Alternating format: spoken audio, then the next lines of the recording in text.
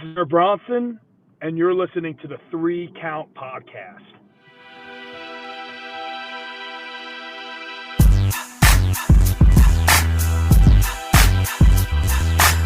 Welcome everybody to another great edition of the Three Count Podcast presents Now Entering, and I'm your host, Clifford Red Dog Miller, the man leads you up that mountain called wrestling. And with this being our 400 something episode, I would just hope you say with me, I am your Sherpa, because like your tribal chief, acknowledge me.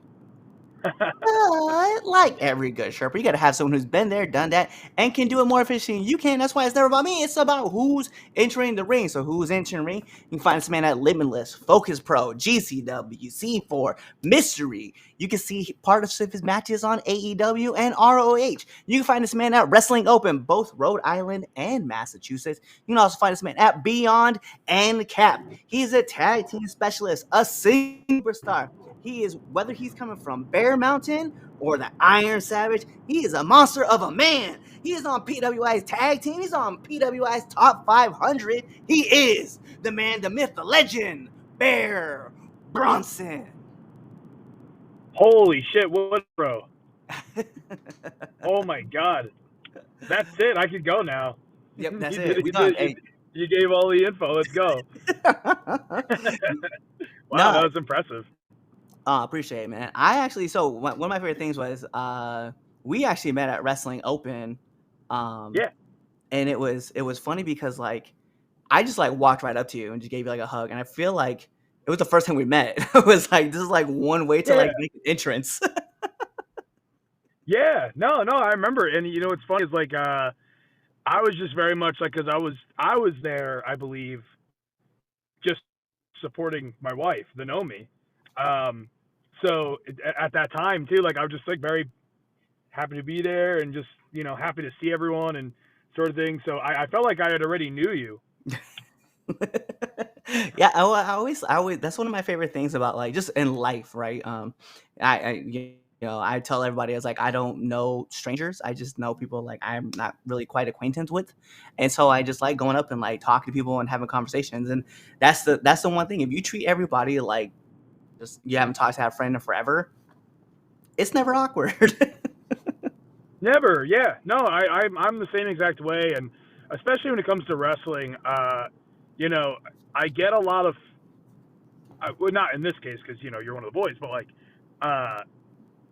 whether it's people I've never met before or I do get a lot of flack from other workers for being like friends with fans.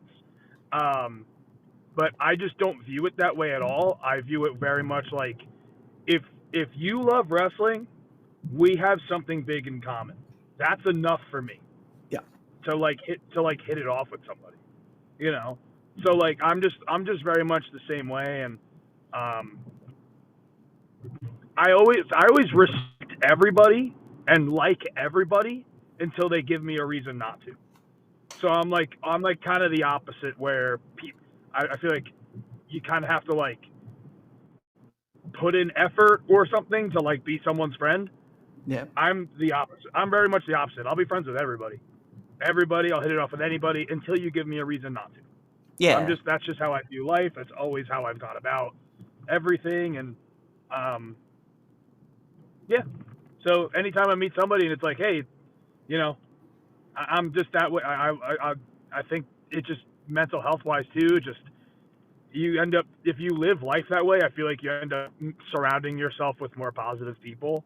Yeah. And more positivity and more, that's just how I view it. Yeah, no, I had a good friend back in Hawaii when I was stationed out there. That's what he used to preach to me. It was like positive energy always creates ecstasy, and that's how you find peace. So I was I like that. yeah, That's cool. you put out what you get back, and my friend Khalid, like that was his thing, and like he said it to me, and man, I have always thought about that since Jesus, was it 2006 now? So it's like it's ridden with me for a long time, and I think about that all the time. Where it's like, yo, you gotta put that positive energy out if you want to get that positive energy back, and if you're not, you'll reap what you sow. Like people talk about it all the time. Yeah. No, that's facts. Yeah, and that's why I think, man, like if you treat people well, you're gonna get treated well back in response. That's why I think, like, Golden rule.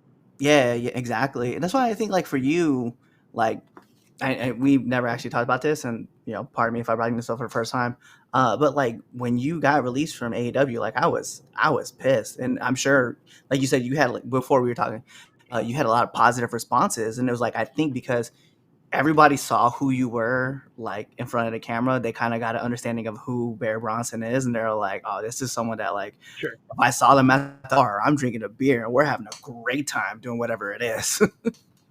Sure. Sure. Yeah. But again, positive feedback, always getting people to respond to you and talk to you and enjoy life with you. I think that's an awesome thing to have. Yeah. It's funny because like I'm very lucky to have a lot of people in my life that care about me, whether it's a family member, a friend, a good friend, maybe just an acquaintance.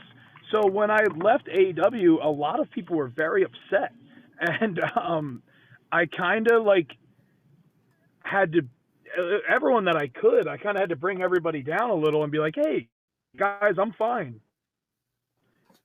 Like, I appreciate it so much, but I'm very much looking forward to what's like ahead. And everything that's happening now is like, let's say, even just way more than what I envisioned. I knew what I wanted, but I'm just, I, I'm good. I'm having the most fun ever, uh, and I'm very lucky though. I don't want to take that for granted. I'm very lucky how so many people care. It makes me feel good, Um, but yeah, I think the best part of everything that's happened this year is everyone's getting to see the real me. Um, whether that's, on podcasts like this, where I get to just speak my mind and say whatever I want without getting a text message that I'm in trouble, or like, like honestly, you know, um, or making a tweet and someone gets upset and whatever, uh, because everyone in wrestling is just so tough. Um, you know, or if you see me just the work that I'm doing in the ring, and whether that's normal matches or now death matches, it's I have a vision of what Bear Bronson is, and I finally really get to let out that vision. I get to paint that picture for everybody, and it's very fun, very But very fun. yeah, I was gonna say, what does that picture look like for you? So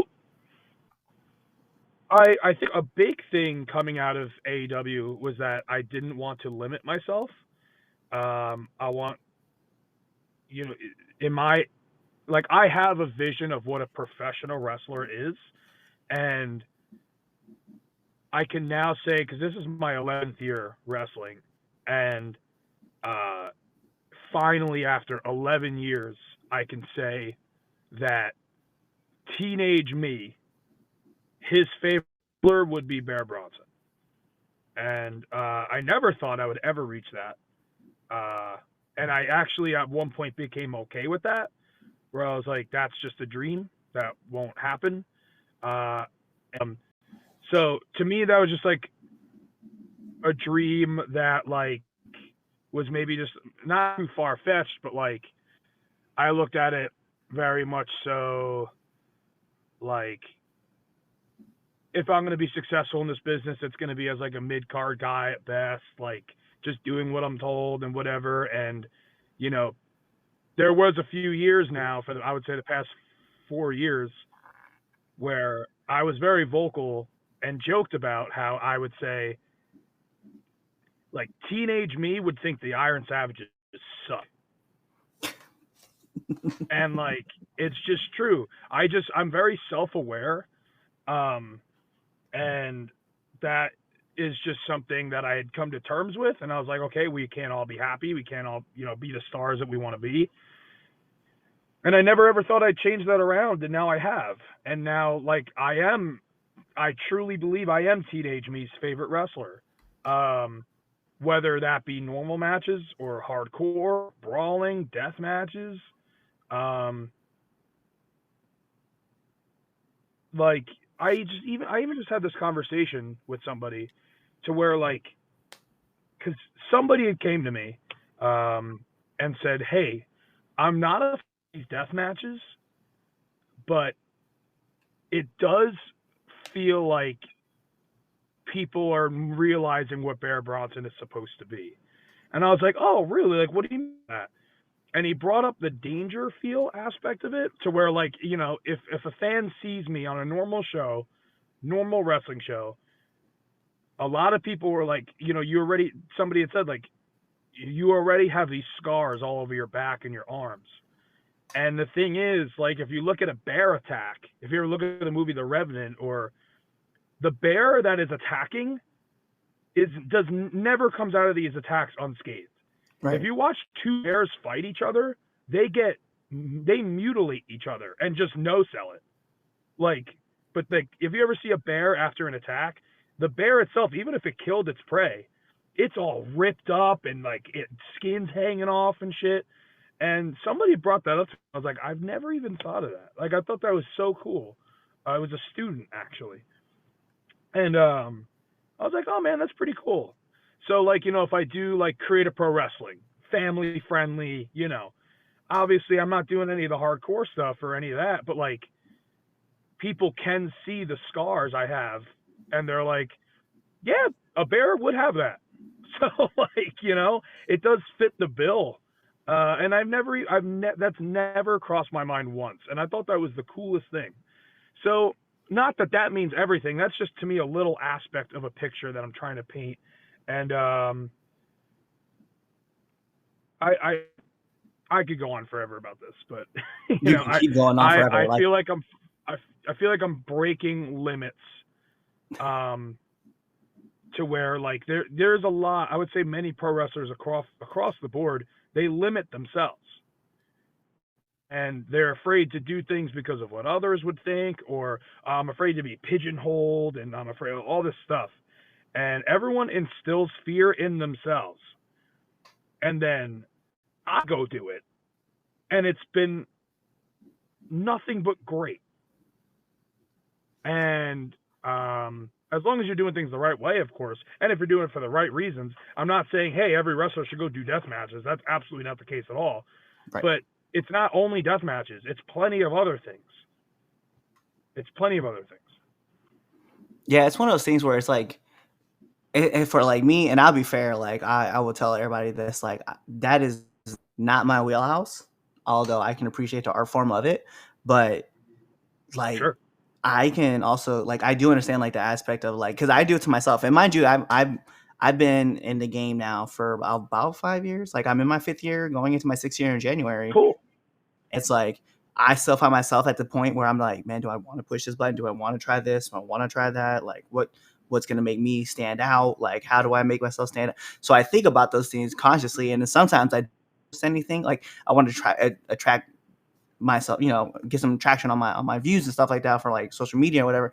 And I'm always afraid of posting something because I'm like, yo, what if somebody sees this that isn't like doesn't understand, and then they turn that, and then this is a whole thing? Or what if a promoter gets upset because they see me talking this way or something? So I'm like always trying to be, I'm too self-conscious or too self-aware about posting stuff, but like I shouldn't be. And then even in a wrestling ring, there are times where I look, I'm like, dude, you should definitely hit this move, and I'm like, nah, we'll just save it for later. But really inside I'm just like, I'm kind of worried. I don't know what to do. Dude, that's everybody. That is everybody.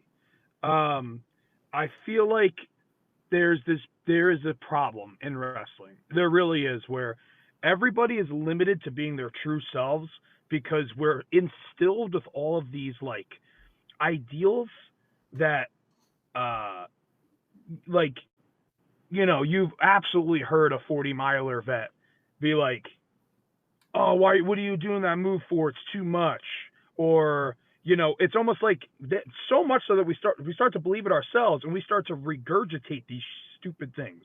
Like uh I had a match with a kid the other, whatever, and I was like, what's something cool that you could do here? And he felt afraid to tell me like he like pretended he was joking, but he really wasn't joking. He just wanted to see what I'd say. Where he was like, imagine like I hit like a poison rana here, and I was like, do it. He goes, no, no, no, that's stupid. That's too much. That's indie bullshit. And I said, no, it's not. I think it's cool as fuck. Do it. I'll take it. Let's do it. And it was just like, I don't think this person particularly was used to hearing like the do what you want and fuck what everyone else thinks. Yeah. Because they're just a lot of these young guys. I know I have too.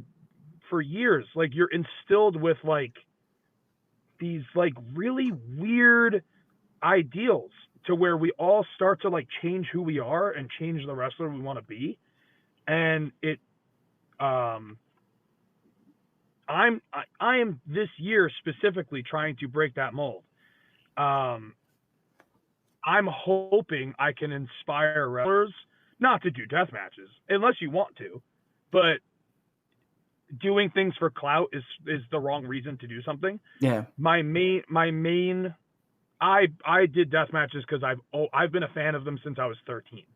No one knows that, but that was something I needed to do for me.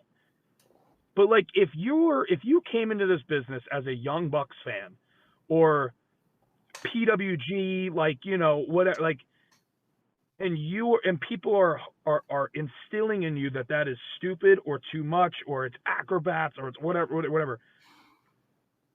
A lot of young guys are instilled with this fear that they'll look like a mark or whatever.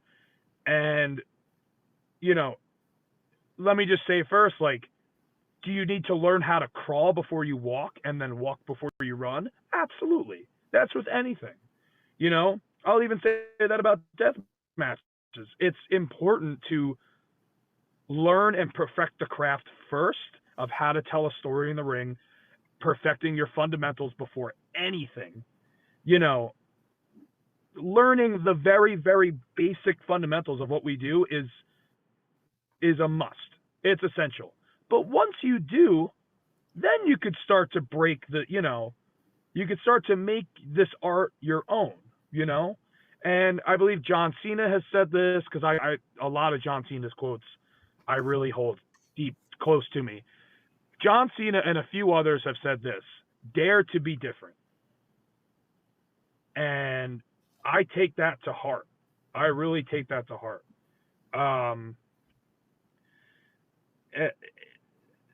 I think a lot of young guys are very afraid to be different because everybody, everybody has their idea of what wrestling should be. And if a style of wrestling doesn't fall under what they think it should be, it's wrong and it's stupid and it's garbage and But the fact is, pro wrestling is a million different flavors of ice cream. It's you could say flavors of ice cream. You could say you have a paintbrush and you get to choose the colors you use. You get to choose the color wheel that you use. Mm-hmm. Because we are artists, and well, at least I believe that. Yeah. Some people say no, but I believe that. I really do. And man, just also when you something I could truly say now is this just gets way more fun the more you make it what you want it to be. Yes. 100%. That was something I learned this it was about a year ago. I started learning that because like when I first got into this business, I just thought your character was given to you by your trainer. I don't know why. I just thought that was a thing. So like my trainer was it is. so my trainer was like, hey, you're gonna be very stoic, you're prior military, we want that kind of guy, that's who you're gonna be. And for 6 months, like I was giving it my best, but I was like, it just didn't feel natural, so I felt like it was forced. And so I told him, I was like, yo, let me just tap into this other side of the military that like is more me. And so I started cutting promos like with more fun, more dark humor. So I thought that was like where I wanted to be. So it turned out to be like more kind of like a Deadpool type, and I was running with that for a couple years. And then last year I started really teaming up with my friends who are down in Maryland. And then I started to let go and started being more of like talking like I normally talk and the way I act, and it just felt more genuine, and I felt the crowd was connecting more with me and stuff. And what I ended up learning was that the artist side of me wanted to be just me, just hyped up to a 10 with a paintbrush that just said, hey, my intent is either to come in here and break a fool or make you laugh, depending on which one. And in some instances, it could be both. But I'm just out here trying to, I don't know, just show people that like I have more layers to me than just like the comedy guy or just like the super stud guy, and I can like blend them together and make it work. And yeah, I started finding myself having a lot more fun in wrestling when I started to let go and started to be like, hey, this is who I want to be, and this is what I'm gonna do from now on. Hell yeah. Yeah, and if you look at it as a business side too, because this is a business, like this is something I try to explain to a lot of our students is like if you're somebody who believes you can't be both funny, both stoic, both whatever, flavors and layers are so important because if you are trying to do this for a living and if you're trying to pick a full schedule, you're going to be wrestling different types of shows all the time. Bear Bronson is going to be much different wrestling in front of children. If on a Friday night, 2 weeks ago, I wrestled. It was Friday, Hartford, Connecticut for GCW against Beastman, light tubes, barbed wire door, the whole 9 yards. That Bear Bronson was different than the Bear Bronson on Monday, where I got thrown to the outside for a 10 count and children were pulling me up to my feet. That's a different layer than what the fans on Friday saw. The adult crowd on Friday saw a much different person. Not different person, I'm sorry, that's wrong. Not a different person, different layers. Right. One's not gonna work for the other. I like the idea that you call it layers. I always call it the multiverse. That's how I refer to it. So I refer to it as Nice. the multiverse of Red Dog is how I like to refer to it, and that's where I like the comedy side of him, and like sometimes like the real dickish side of him, and sometimes like what Sure. what my friends have now labeled West Coast Red Dog. There's like different multiverses, and I know Bo Douglas me on the program about this. He was like, you'll find all these different layers and all these different universes of you, but eventually you'll find like Red Dog Prime, and that'll be the one that like everybody wants to get to know. And I think about that, but I like the layers aspect of it, seeing different people with different sides of you. Yeah, it keeps things fresh too. There's also the Bear Bronson that teams with his wife as a Savage Gnomes. It's different. It's still me. It's still Bear Bronson, but it's different. It's different than the one that's put in a ring with bundles of light tubes and exploding bats and shit. I think everyone needs those layers. That's why I'll even say this. I don't like the word gimmick. I try not to use it. I don't like gimmick. When people are like, what's your gimmick? I don't believe you should have a gimmick. I believe you should have a character. I think they're different. Characters to me have layers. To me, a gimmick is the Goon from the 90s. Yeah. Or it's very one-dimensional, not much to and they do have. I believe gimmicks have ceilings. They have very low ceilings. Yeah. Characters. CM Punk's not a gimmick. He's not. John Cena is not a gimmick. They're characters. Yeah. With many, many different layers to them. Rhodes is a character. None of these top guys in WWE and the ones you see on TV are gimmicks. That's why I really don't like that word. I really like character. Characters with layers. I do. I see your point because, like, I know, like, old school 1980s, 1990s WWF. I'll hear this a lot. You're a wrestler and this, and so you're kind of limited on who you are. Like, Simon Miller talks about Repo Man being one of his favorite people, but like Repo Man was like, that was it. Like you were just a guy who repossessed things. Cool. There's nothing much more to you in that world, even though there was. Like he put a lot of layers into it, but to him, that's who you were being presented as. You were this guy.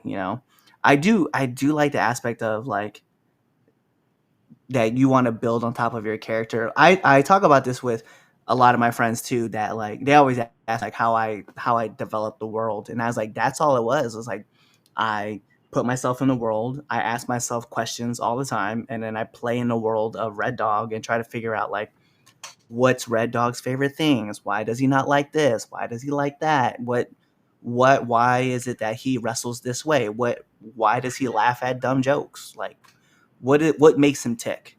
And I think the more you play in the world, the more you'll start to, it just comes second nature to whatever it is you accomplish. Sure, that makes sense. Like I found out that Red Dog's favorite music is the Backstreet Boys. It's a There you weird go. choice, but it's his choice. Like, There you go. Cool. but yo, okay, so we've been talking about characters and stuff like that, and building. I want to know, like, was there a moment when you were watching professional wrestling? Because we're all fans. Let's be fair. Was there a moment in professional wrestling when you were watching and you're like, all right, this is it. I have to make this jump. Um. So for me, like, it's always been in my life. Um. I think it just became more real as I became an adult. Because there was never a period in my life where wrestling wasn't in it. Like I've been a fan since my earliest memories. Um, and then as I grew up and realized that there are wrestling schools, when I graduated college in 2000, graduated high school in 2014, I joined Creative Pro Wrestling and just never looked back. I tried to balance both college at the same time, and that lasted one semester, I think, because I just one of them started to slip effort wise, and I was like, I'm not giving up wrestling. I want to do this. Even I never thought I would be a star. Still not, but like I never thought I would reach the heights that I have. I just knew when looking at when someone would say, "What do you want to do with your life?"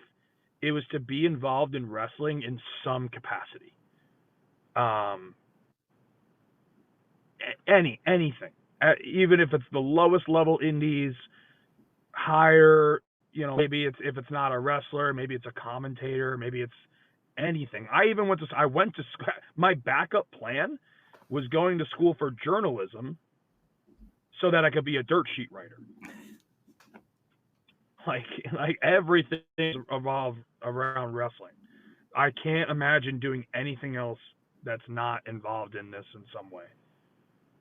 Yeah, I think that's the way with everybody. I think when we get into this business, that like we wanted this and we were gonna run as hard as we could to get to it, and everybody has like a different path in getting here. I know even for me, like I when I left the military and I had no idea what I wanted to do, I went to college because I was like, well, that's the next step. Everybody does. They just go to school. Went to school, did that thing, and then I was like, all right, well, I'm done with school. What's there next to do? And I was like, I don't know. Let's go into pro wrestling. And so like I started going to pro wrestling, and then I started getting like more and more involved. And I was like, this is so much fun. And I was like, the first job, actually, I told this like a couple times, but the first job I ever applied for when I got out of the military was to be a WWE writer, and didn't work Wow. out. All right. Yeah, you tried though. Yeah, I put my application and everything, and I was like, ah, that's not it didn't work out, but that's all right. But then after that, like, I got into pro wrestling, and then I was like, I want to create a podcast because I wanted to like all make sense. And then like I started training, and then I started like COVID happened, and then I got shut down, so I had to rebuild. And then like from there, everything just kind of worked itself around. But I think I don't know what I would be doing if I wasn't. I would probably still be trying to find a way to get into pro wrestling if I wasn't doing it actively right now. Sure, me too. Yeah, absolutely. Let me ask you this question because you wrestled a person I've wrestled, which was Beastman. I definitely thought that was kind of cool. Um, Cool. Yeah, yeah, I've worked them a couple times. It's a unique experience on my part because I'm a smaller guy. But with that being said, I want to know what's the worst bump you've taken? Um, that would have to be what caused my back injury, which was stemming all the way back from 2018 or early 2019, which I forgot which the date's fuzzy.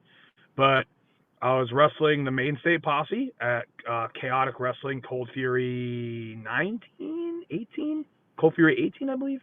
But it was a last team standing match, and the last bump of the match for me and my opponent uh, was a package pile driver off the apron through the table.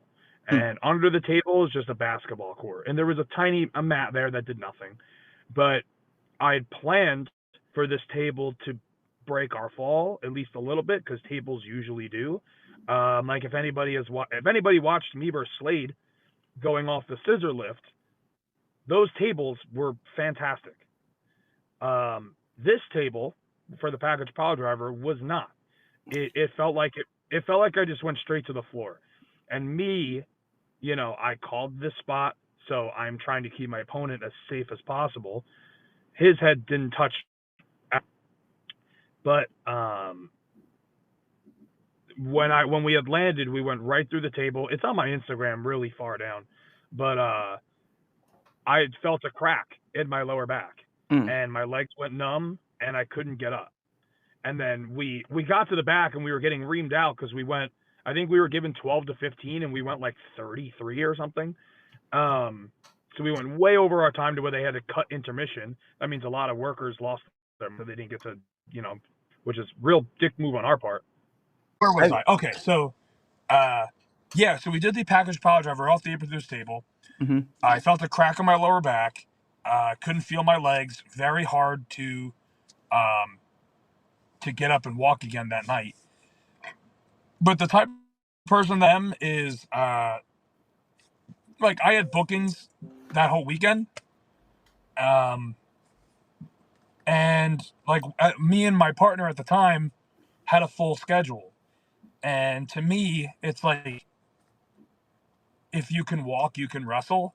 And I'd gotten to a point to where I could walk. Not very smart. I don't I don't push that mentality on my students or anything like that. It's just how I personally view things. Um, so there's been many times in my career where I've wrestled when I probably shouldn't have. Definitely have wrestled through concussions and stuff, which is stupid. Um, but I put it off. I did not go to the hospital. I did not go see a doctor. I didn't get it checked out because genuinely I was afraid of what they would tell me. Um, and then years later, I kind of just put up with it for years. So it's affected my work, it's affected my training, and I've just always just done my best to work around it. Um, but I've lived in constant lower back pain for a long time. And until this past year, New Year's Eve, Christmas, the day after Christmas, I was helping my family because my family has a health food business, Yeah. and I was helping them move refrigerators. So we were moving these huge commercial sized refrigerators on trucks, and one was falling off the back of the truck, and I caught it, and I felt my lower back give completely, and I caught it and was like, "Oh fuck, oh something's wrong," and then the next day, I collapsed in my bathroom and I had to get stretchered to the hospital. I couldn't move a muscle for 2 hours because I had tried for an hour to get up, and I couldn't even get to a push up position. And like, I had my wife. I put a towel in my mouth because I had to scream into the towel. Um, and then I spent New Year's Eve in the hospital. So I was there for 3 nights, and I got the MRI, and I have herniated discs, with two of them being very severe. Mm. And I've just I took like that. That was the first time ever in wrestling I'd taken time off for an injury, and I was cleared February 16th. I was cleared when I was still with AEW, and I go really hard on the rehabbing and the physical therapy, and I do a lot of different stuff. Yeah, physical therapy and like rehabbing, yoga, like I definitely recommend Pilates. I know a lot of people are like, "What?" Like, yo, Sure. those are like great tools to help like rebuild and stabilize, like especially mind. And stuff. Like DDP talks about it all the time in DDP yoga, where he's like, doing bird dog stretches, like so was a Mac Daddy to help fix his back, and I think about those things a lot. So whenever I do go work. I'm back at so fun fact. I'm a personal trainer when I'm not wrestling. So when I'm back at work, like all right, man, let me get in this yoga mat. Let me start stretching out a little bit. Let me like get the spine working. Get this all the stable muscles in the center. Like get these all locked in because I think it's important. Like recovery is massive. Like it has to be done because otherwise, like the older you get, the harder it is to move. And then like you get out of bed and your skeleton starts talking to you, and you're like, "Yeah, Oh yeah. I'm getting old." Yeah. No, it's I do a lot, and it's a lot of extra work. That gets very tedious at times, especially on a tight schedule. But I just make work, and I can do. I get stretched out by somebody every week. I do ice baths. I do heat and cold, heat and all that shit, and I do acupuncture, and I do all this stuff. But I'm glad. I'm glad you're taking care of yourself. Listen, I'm going to take this over to my favorite part of the 3 Count Podcast. This is one of my favorite things, and it's our fans' favorite things. This is the 3 Count Podcast, 10 count questions. And Mr. Bronson, this is how it works. I'm going to fire off 10 questions after you rapid fast, and whatever your answer is, that is your answer. Okay, is it like a one word thing, or is it? I mean, you It's can just kind of fast. explain it if you want to. It's just, yeah. Cool, I like that. All right, awesome. All right, cool. So I'm going to put on an imaginary timer for added pressure. Bing! And in the words of my favorite commentator, Mike Goldberg, here we go. SmackDown or Raw? Raw. Favorite movie? The Crow. I love that movie. That's my favorite movie too. Oh, but that was a hard Raw. Marvel or DC? Marvel. Favorite cartoon? SpongeBob. Let's go. Apple or Android? Apple. Favorite TV show?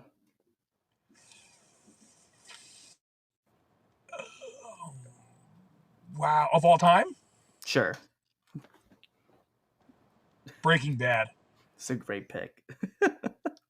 Waffles or pancakes? Pancakes. Favorite podcast? I love.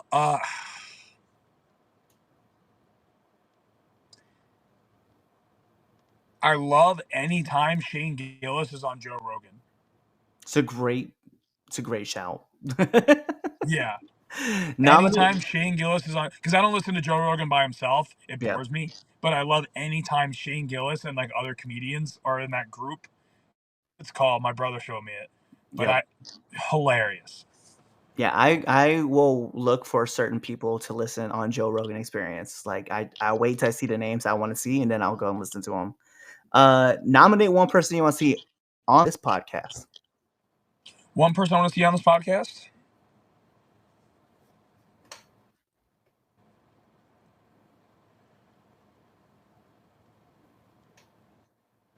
My wife is such a cop.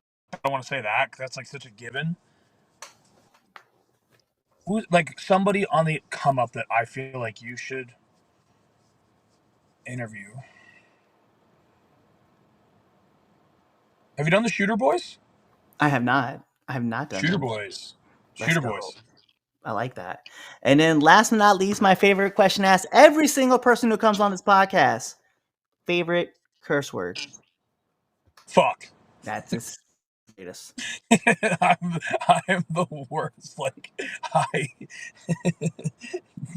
I drop. Like some people I do podcasts and they think it's bad in person. I'm the worst. Trust me. I watch like there'll be people at shows who'll be like, "Hey, this is a PG show," and then like someone takes a bump and you just hear, "Ah, fuck," and they're like, "Yeah, that must have been Cliff." That was definitely Wrestling Red Dog. Open Rhode Island is extremely strict when it Yeah. comes to. So they've kicked out fans for cursing because they want it to be They're very, very strict. So there's so many times, like, and they give me a microphone all the time. And I'm like, I'm trying so hard. I'm trying. I'm working here. I'm trying to do my Yeah. best. All right. Well, let all of our listeners and our viewers know where they can find you. Sure. So on Instagram, it's Bear Bronson _. On Twitter, it's Bear Bronson BC. And you can find I have my own store on Pro Wrestling Tees that have brand new designs, and they're all awesome, and you should definitely check them out because they've been selling really, really well, and I want to keep that trend. So Facts. yeah, no, they're great. Everybody loves the black and white one. It's called Bare Metal. That's my top seller. It's funny though because I did tell you like I'm waiting to like run back into you like in person so I could just picture it from you like person to person because that's what I Think want. of what you cut out. I'm sorry. What did you say? Oh, I just want to pick up a shirt person to person. Like, just Oh, cool. Oh, sweet. so, yeah, you are like. Oh, thanks, man. I'm already a fan. Like we've known this for a while, so I'm just like, Thanks, dude. I'm just gonna go on my way. All right. Well, listen, he gave you all of his handles. He told you where you can find him. So like every great part of a wrestling match, we gotta take this home because this is the 3 Count Podcast presents Now Into Ring, and I'm your host Clifford Red Dog Miller, the man leads you out there, Mount Dakota Wrestling. And like every good shirt, but it's never about me. It's about who's entering the ring. So who's entering? You see that man right there, Bear Bronson. So you guys know what to do. Tune in to the next episode and be there, or you're legitimately following us on all of our social media platforms. You're subscribed to our YouTube channel. You're following us on Spotify. You're listening to us on Amazon Music. You're even checking us out on that dumb app with the stupid jingle that goes iHeartRadio or whatever it is. Picking up our merch on foryourwear.com, or you're even checking out our merch on prowrestlingtees.com.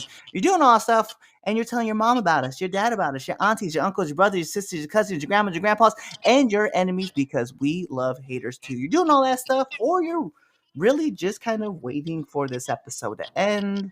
You're waiting for that outro, and then you're choosing another episode to listen to. Kawaii. Damn. What's up? It is your friendly neighborhood Red Dog, and thank you for checking out this episode of the 3 Count Podcast. Whether that was Chaz Friends, Red Dog Friends, Damien Friends, The Film Styles, Now Into the Ring, Now Entering 201, or Now Returning to the Ring, all those good episodes, you should really be liking, commenting, and even sharing this with your friends, family, whoever it may be. But what you all should be doing is checking us out on all of our social media platforms at 3 Count Pod. Whether that's on IG, Twitch, you can check us out on Threads, whatever it may be. And if you go check us out on X, it is 3count_pod. Check us out on YouTube, as well as Facebook, on Rumble, on Apple Music, on Spotify. All those fun things. Tell your mom about us, your dad about us, your aunties, your uncles, your brothers, your sisters, your cousins, and your best friends and your enemies, because we love haters too. Do all that stuff. And then, last but not least, buy our merch on foryourwear.com or prowrestlingtees.com. Kawaii.